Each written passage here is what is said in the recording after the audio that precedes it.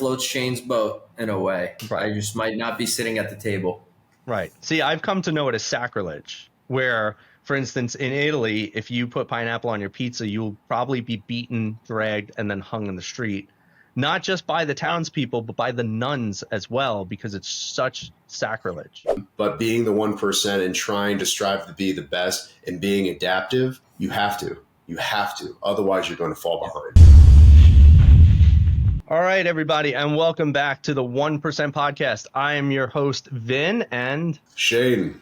And today we have a great guest come on. His name is Greg Vladi, and he is a realtor. Greg, what is the, how do you pronounce his name? Is it Serhant? Serhant, yes. Serhant. So Greg is at the Serhant Agency. He is a world champion tennis player. I'm definitely embellishing a little bit, or not. Let's let him tell you. But he's also got a lot of great things that he loves to do. He is a top producing realtor in New York City. He's been working at some of the best and most prestigious firms in the city. He has accomplished multiple condo buildings. He's a top 250 junior tennis player in the world, loves cars and boating, and then we love sushi. So I have to say we, because even though he loves it, I love it too. Well, that's the only thing you guys have in common. There's nothing else. Just amazing. And then it's like, we like sushi together. Right. Well, there's more. Hold on. And then for all the listeners who don't know this yet, is that Greg is a childhood friend of mine, and we reconnected, and now we are back to being great friends. So, without further ado, Greg, thank you for joining us today on the 1% podcast. My pleasure. Appreciate the invite. Of course. So, we have a few things to talk about today, one of which is now we can finally double team Shane, which is, that's right, man. Pineapple on pizza. Shane is for it. Greg, what's your take on it? Highly against it. I think it might be illegal, but whatever floats Shane's boat in a way. Right. I just might not be sitting at the table. Right. See, I've come to know it as sacrilege, where, for instance, in Italy, if you put pineapple on your pizza, you'll probably be beaten, dragged, and then hung in the street. Not just by the townspeople, but by the nuns as well, because it's such sacrilege. Shane. Yeah, it's insulting. Shane doesn't see a problem. It's like you mentioned we're both sushi fans. It's like having someone hand you this curated piece of fish to taste, and someone just puts ginger right on top of it. Oh, God. To kill the taste. That's kind of like pineapple, I feel like pineapple should be eaten after the pizza. That's a terrible analogy. No, he's right. Actually, you want a good analogy? That's like somebody saying that they love sushi, and then they're telling you, I love sushi. I order California rolls all the time. And put them in spicy mayo. Yes. There you go. Yeah. First off, there's nothing wrong with California rolls and spicy mayo. It's my California spicy mayo fans. There we go. That's why the man likes pineapple. But I am a fan of regular sashimi, which sushi actually means rice. For those people that don't know about it, but sashimi is just the fish. So when we actually go and eat sushi, you'll see me just eat regular tuna and salmon. Tuna, I'm a big tuna fan. Albacore, halibut, that's my jam. But, if the California roll is present and somebody else orders it and they say, hey, I can't finish it, I'll have a bite. And that is my segue into pineapple on pizza. Do I order pineapple on my pizza? No. If it is there at a party and I am hungry and there's nothing else to eat, will I eat it? Yes. Do I think that, and you'll be shocked, is pineapple, it's a topping that is ordered 25% of the time within the United States. It's very, very popular. I understand you Italians, New Yorkers, however you want to classify yourself, it's a sin, right? It's a cardinal sin to order this, which I still don't know why. Besides, Vince never even tried it, which, Greg, I don't know if you have either, but I took it off the pizza and I tried it. You still got the reminiscences of the juice then of there still. Yeah, but I feel like it's, you can't judge something until you actually try it. But I'm on the same page. Would I order it? No. Have I ordered it with a party and I know people like it? Absolutely, because that's what they want. But I personally don't see anything wrong with pineapple on the pizza. It's not my favorite. It's definitely not my top 5. But if it's there, I'm hungry, I'm going to have a slice. That's my viewpoint on pineapple on pizza. But for you guys to absolutely say, no, never. I can't even sit at the same table with you. This is just ridiculous. This is astronomical. How dare you insult my heritage and upbringing? Like, that's what it sounds like, is it's so one-sided. Greg, I have so much to say, but do you want to go first? I think you go ahead. Okay. Well, here's the biggest thing. First up, you're saying you can't judge something until you try it. I could judge and say that genocide is not a good thing. I don't need to go out and try and kill a whole bunch of people to see if it's really a good thing or not. So I would disagree with the whole you can't judge something until you try it thing. We've seen time and time again. You should probably judge certain things without trying. Number two is I can't help it that 25% of the people have terrible taste and don't have good standards for themselves. There's nothing to do with that. That has to reflect on me. And lastly, have you ever heard of guilty by association? Just because somebody has the pineapple pizza doesn't mean you need the pineapple pizza. If you're at a murder scene and you were the guy who was driving the killer, just because you didn't commit the murder didn't mean that you weren't a part of the crime. So everything you pretty said, much with those dark analogies, though. But I'll tell you, 25% is a bad statistic. You know why? Because New York should be at the forefront. There's a pizza place on every single corner, and the competition is through the roof. There's a lot of places that after 8 p.m. in Middle America, that Domino's and Papa John's might be the only thing open and the only thing reliable. So the stats are a bit skewed. I'd go where the competition is. This is the 1% podcast, so I'd stick to the place where there's a lot of competition to make that judgment. I mean, fair enough. I can't compete. I've only been in New York once, and the pizza was there. It was fantastic. Did I get pineapple? Absolutely not. Did I even see pineapple as an option? No. But should it be a topping option? no. Yeah, sure. Why not? There should honestly be no option. There's a place I like in Brooklyn. There's no option. You go, there's a menu, no substitutions, no pineapple. That's the way this needs to happen. But there's just no rhyme or reason to it. You know what I mean? Like Vin, if you talk to Vin, and this was mind-blowing to me. I asked him what his favorite pizza topping was. He said fried chicken. That was it. A fried cutlet, right? A fried chicken cutlet.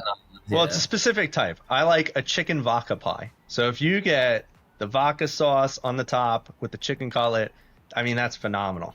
It really is. That's my point, though. Like, that's something so left field that, nobody, you're in the minority here, right? And same thing with pineapple. So if the fact that the chicken cutlet and a specific pie, that can be an option, but some shredded up pineapple on a pizza can't be, mind-boggling. And you still haven't come up with a reason on why it's not a suitable option. Listen, it's just like, no.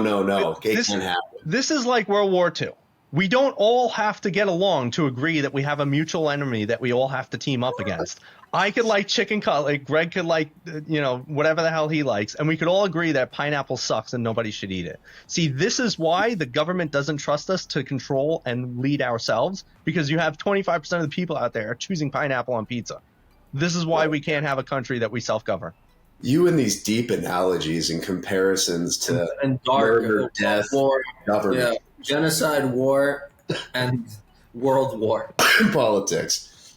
Yeah. Well, all right. So I think Apple's done. 2-1. 2-1. It's over. I'm from New York. 2-1. Get him out of here. Next topic. Yes, exactly.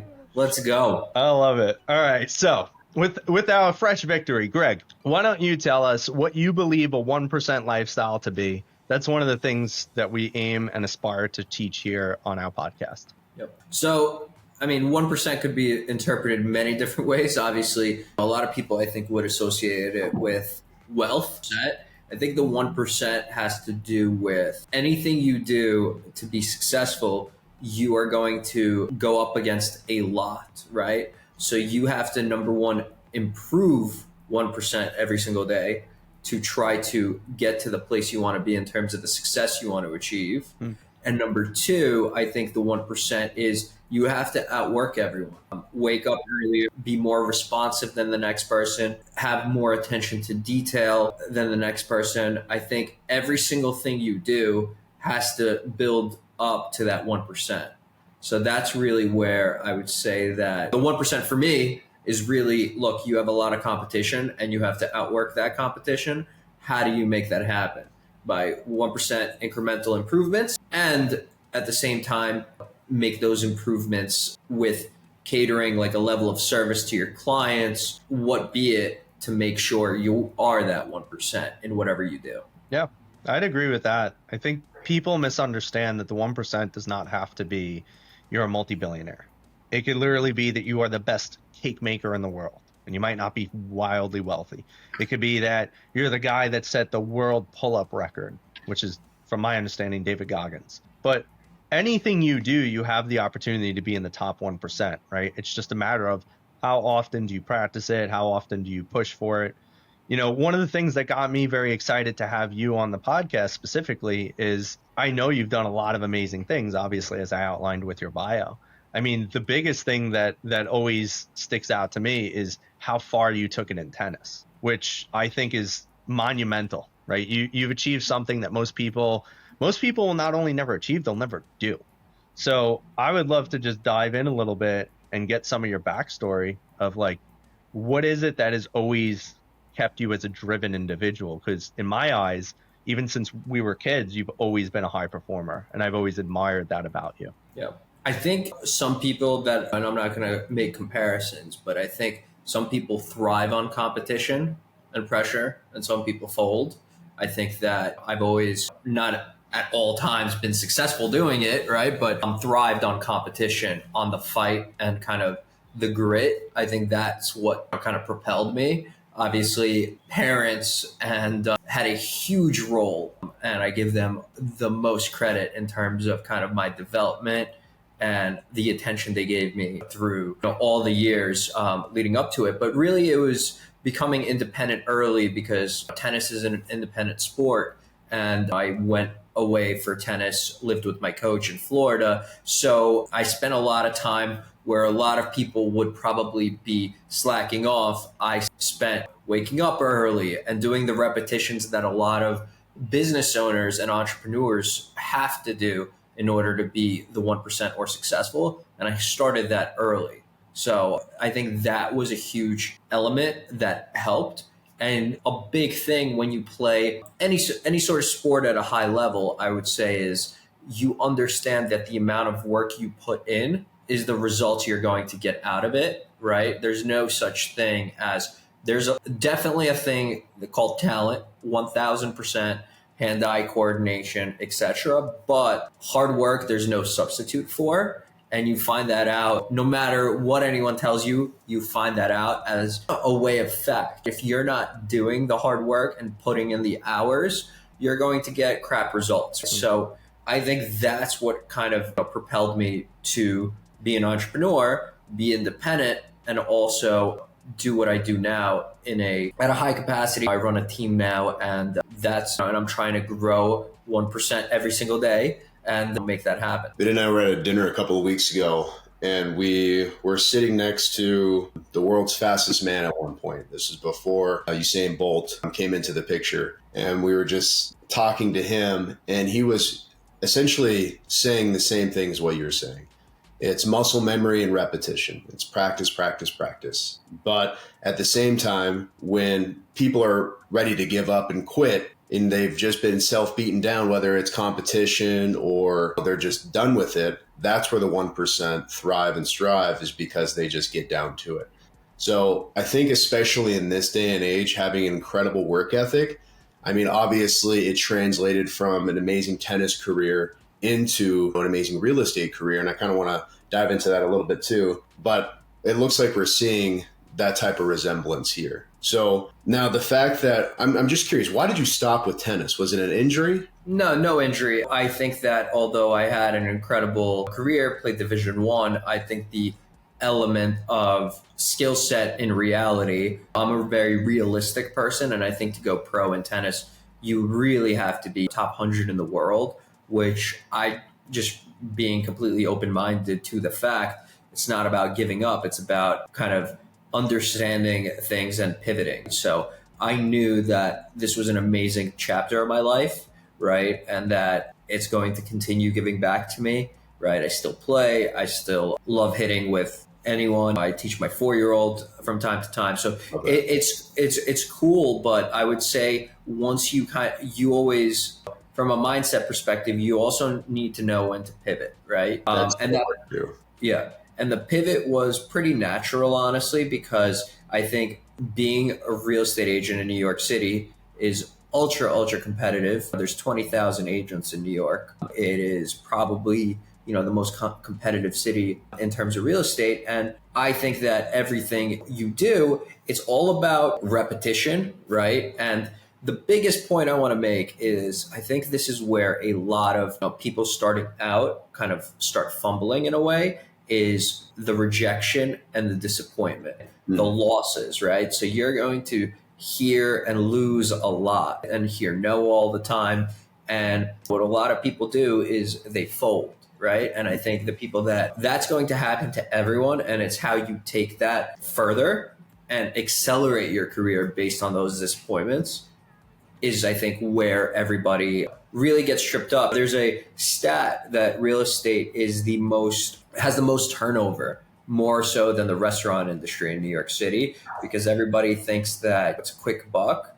But I do think that the amount of effort it takes, and also clients are entrusting you with millions of dollars, probably the biggest decision they're ever going to make. So there's a level of expertise, experience, and a lot of other factors that go into becoming successful, right? And there's a lot of levels to success to get to the 1%.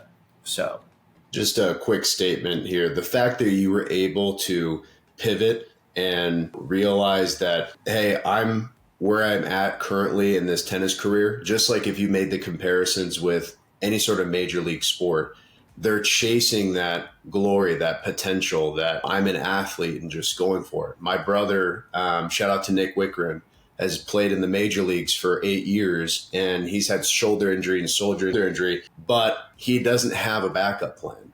And we've talked about this personally. It's like, you've been in the major leagues for 8 years. You still want to continue playing as long as you can, but you don't have a backup plan.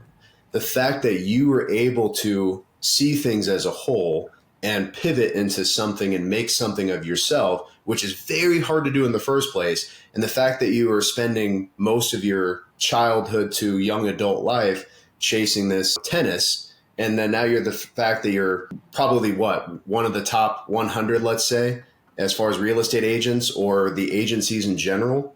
Like, it's phenomenal that you're able to transition that. Not a lot of people are able to do that. You hear these horror stories that you went from professional athlete to car salesman. It's unfortunate. It's true. So I just applaud you for making that. You don't hear that, and it's truly a great story. Yep. Yeah. So, I mean, look, college gives you a lot in a way of, like, I was on a scholarship at James Madison, and that was kind of that chat that you're like, look, that's over. Let's do that, and go into a role that's going to kind of fit my personality. I knew I didn't want to sit in the office all day, and I knew I wanted kind of a ceiling that I control, right? And there's a lot of factors that in real estate that are not within your control. Vin preaches mindset all the time, right? But if your mindset is geared towards, look, I can only control what I can control, those are the elements that if you have a kind of narrow path on those horse blinders in a way, right? That is where kind of you could keep running forward and go through without kind of those distractions. It's always an interesting topic when we talk about pivoting. Like, I always get to say this and it rhymes, but I had 3 careers in 3 years. And I didn't realize that until one day. And I was like, that's a great rhyme, but it's true, right? And here's the thing. You find people that are so scared to pivot. They're so scared to pivot because, and I've come to find this is probably one of the most common things, so I'd love to hear your thoughts on it, is that people are afraid of quote unquote wasting time. Like, I could say I got my 6 years master's degree. I spent 10 years as a psychotherapist. Then I became a firefighter and pretty much gave up psychotherapy. And I went through almost 6 months of grueling training. Then I went through COVID, and then I went through the protests. And then I gave that up to pursue an uncertain endeavor of entrepreneurship and creating my own thing of coaching. And I had really no idea what I was doing. The only thing that I knew for certain is that I wasn't feeling fulfilled in each role I was doing. However, it built me. I learned from it. It gave me experience. That started to make me more confident, competent, that I could start doing things. And so a lot of the times I believe where people get stuck on the pivot is that fear of, like, wasting time. So what is your take on that? How did you transition without that feeling of maybe I'm wasting time, or is this the right decision or the wrong decision? Like, you didn't get hung up on it like a lot of people. So what was your success mindset around that? Look, I think if you sit there thinking about what could go wrong, you're never going to do anything, right? In a way, because there's an underlying amount of risk to anything, whether it be multifamily investing, flipping, entrepreneurship, firefighting. There's risk in anything you do in very different variables, of course, but they are there, right? So in a way, you kind of have to just go without, you have to be very stubborn and just go do it, right? And not think about the what if. It's very hard to do, but if you do that and not get hung up on the everyday, one thing I preach to my team that I think is really important, kind of going a little off topic here, but I think it's really important, is that you got to remain a little neutral, right? In a way, you have to, just because there are going to be up days, right? And those are good. We love those, but you can't be super excited about it because the next day could be a little bit of a down day, right? So you have to just enjoy the process of it, right? Where deals take time to be made. Deals, you have to, it's a level of service that clients entrust you with in terms of like, they know what you're doing. So you have to kind of be a calm voice of reason and remain neutral, right? So I think neutrality is a big thing. Again, a lot of people are very up and down in business, right? When it's up, it's great. Let's go to Vegas, let's party. If you're down, I think I'm going to quit and get a stable job somewhere, right? So I think that the neutrality goes a long way in my book, where if your mindset is a little more kind of steady paced, but forward thinking, that will help. That's a good one. I think that is a very important distinction. There have definitely been times, and I even have friends, and there have been times in my life, especially early in entrepreneurship, where I was like, damn, I can't figure this out. Maybe I should go back to getting a 9 to 5.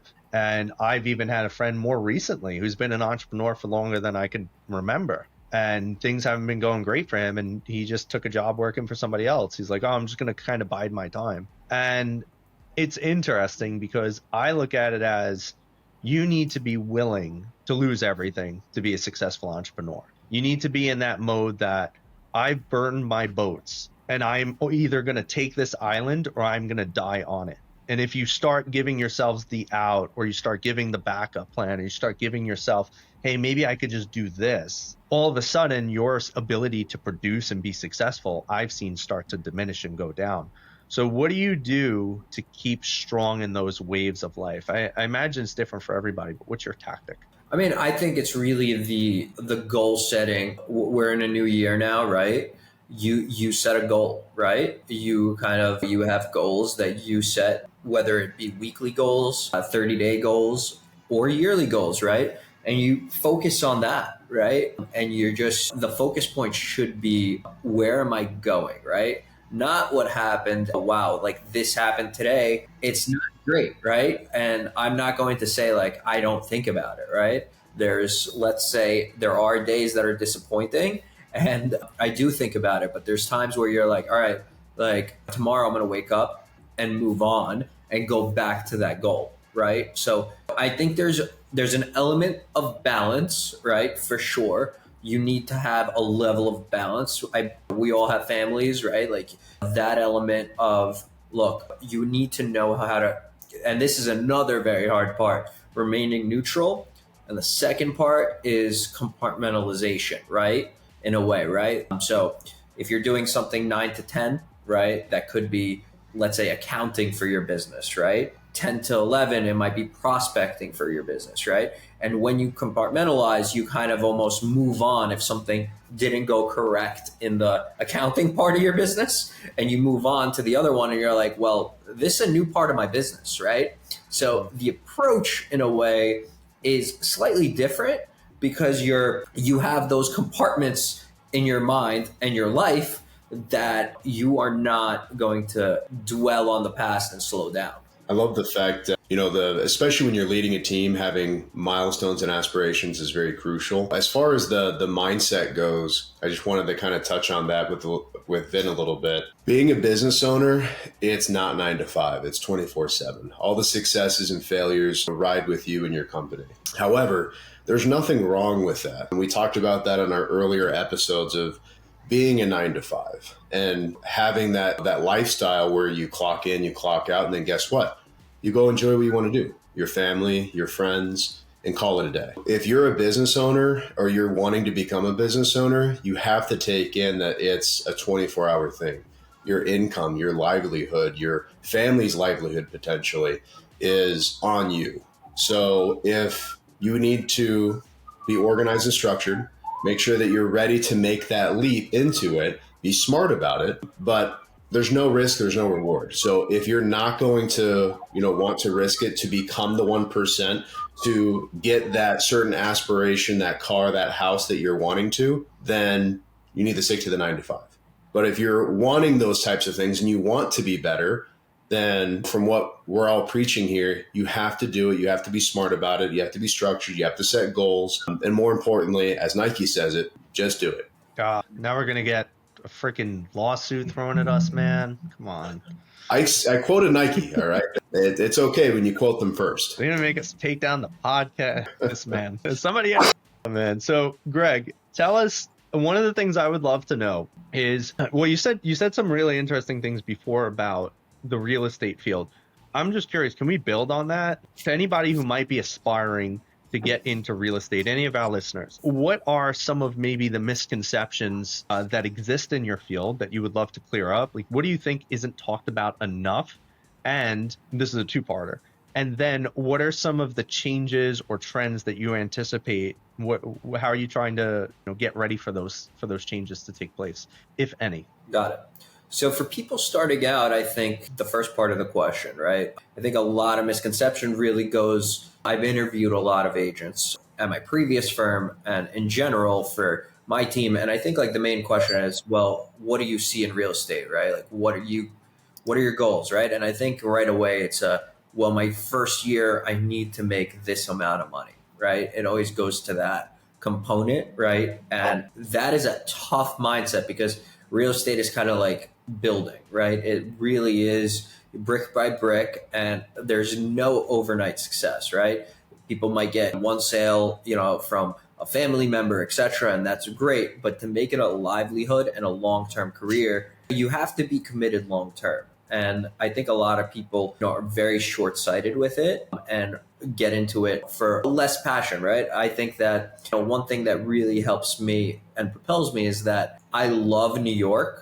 And I love the architecture, the city, and the dynamic elements to it, right? So I know, I think that clients understand that and that I offer a lot of value to them, right? Because this is a value add business, right? And a lot of agents, they don't know how to add value yet, right? Like they don't know the inventory. They don't know the architects, the builders, the floor plans, or even the neighborhoods, right? So I think learning the inventory, learning the process, and getting the right mentors in place and being committed a longer term is the element a lot of people kind of overlook. In terms of kind of the future, right? Again, it goes back to adding value, right? I think technology is going to keep playing a role, right? There's AI, there's a million other things going on. There's lawsuits that people are worried about as well on the buyer side, commission elements. But I think that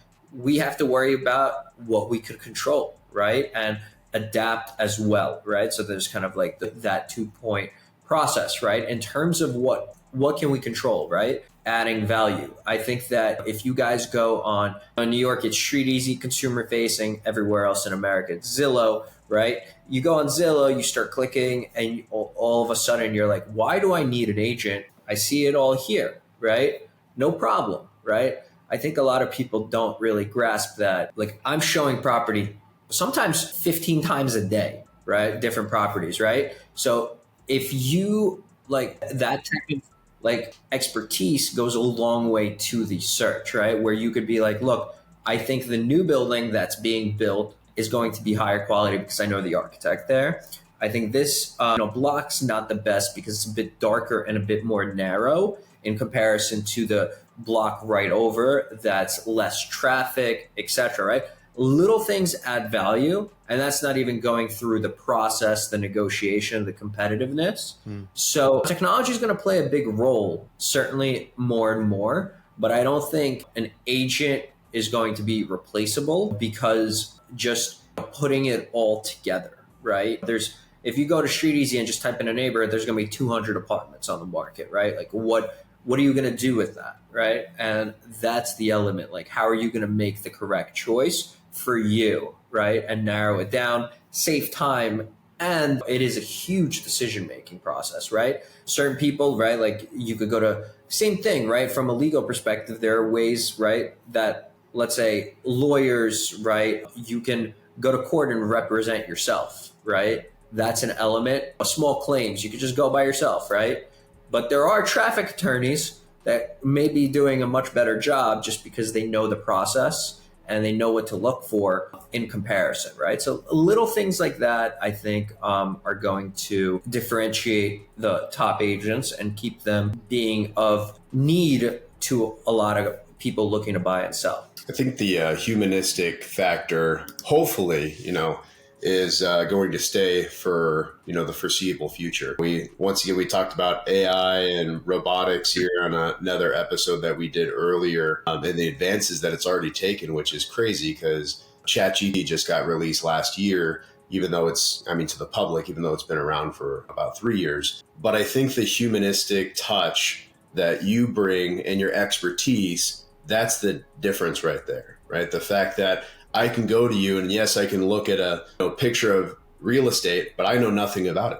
I know nothing, how old it is. I can find that out, but designing it, remodeling it, the traffic, is there any restaurants that are going to be built there? Everything like that I get from you. And I think that's that extra touch that you get. It's unfortunate that I think a lot of the industries are going to be replaced by AI and robotics here in the next 10 to 20 years, which is a shame because, then we got the Terminator 2 going down and John Connor, we may have to give him a call. We don't know. We don't know what's going to happen, but hopefully humans stick together. But anyways, I love the that touch there too. And hopefully that stays with us. I've come to believe that the wave of the future, because everything is going to be AI and artificial, and you'll have an avatar of yourself where you won't even have to be in the office. People could just start asking like your robot. Have you seen those ads? Yeah. Have you seen those ads? Yeah. Isn't that nuts? Have you seen the Wolf of Wall Street one? No. He's sitting in his office like this, and he says in the first line, this is not Jeffrey Belfort, right? Jeff Belfort, whatever it is. Jordan Belfort, thank you. This is not Jordan Belfort. This is an AI representation of Jordan Belfort doing this ad. And it's him moving around, his hands, very humanistic, realistic. It's going to get crazy, guys. It will. And that's why I believe it's so important to develop your personal touch in everything that you're doing. Because even though AI will get more advanced, I think people are going to be looking for more connection because it's so easy now to not do so. And so I think what will really start setting all of us apart is how well we could connect with our audience, our people, our communities. And as long as you keep doing that, I think you'll be set up for success in the future. Would you, the same conversation, I know it's different to each industry, right? But did Grubhub, when it came out, change the dining scene significantly where people are no longer at restaurants? Right? They could get the same food delivered, right? And the reason why they don't is they don't want to sit at home eating and getting sauce on their pants in their living room. They rather have a bit of a social interaction, go to restaurants, kind of have music, have different variety of things, right? So people are going to be big on experiences. We're humans. We're generally social creatures, right? So I think overall, a lot of those elements, right, they're going to be replaced, but not fully, right? And that's why the 1%, you got to get stronger every day, 1%, because I don't think there's going to be room for 15, 20,000 people. There's going to be room for 400 or 500 people that do it the best. And that's the true shame about it too. When you talk about a society, right? And I absolutely agree with you as far as being social creatures and going and having a good time and enjoying an experience. But when it comes to AI and robotics, I think the main compass here is simplicity, laziness, and cost. And that's going to replace a lot of the blue collar work, in my opinion. Obviously, not right away, but you'll start seeing it as the years progress. And it's crazy to think that. And I think Grubhub is probably a start. Amazon drone packages are starting in LA and Silicon Valley as far as drop offs. What does that alleviate? The drivers, right? Which Amazon is one of the biggest companies in the world. So that's going to eliminate a huge workforce. But what does that also do? Alleviates a huge cost.